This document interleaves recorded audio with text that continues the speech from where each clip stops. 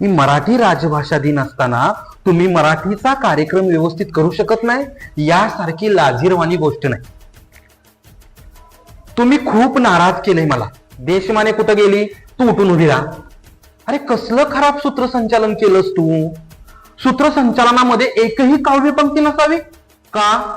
सूत्रसंचालन सुव्यवस्थित कसं असावं हे मी वारंवार सांगतो की नाही.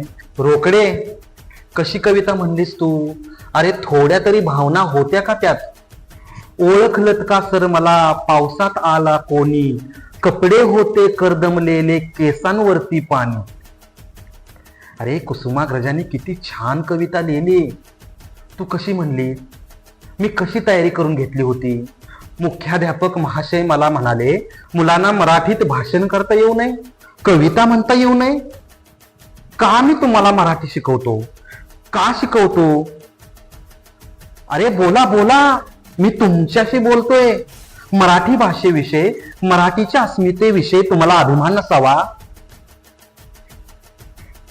अरे माना काय खाली घालताय?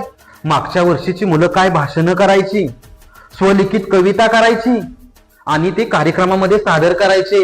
अरे मी तुम्हाला इतक्या पोटतिडकीने मराठी शिकवतो आणि तुम्ही मराठी बद्दल व्यवस्थित बोलू शकत नाही का? मी तुम्हाला शिकवतोय मराठी,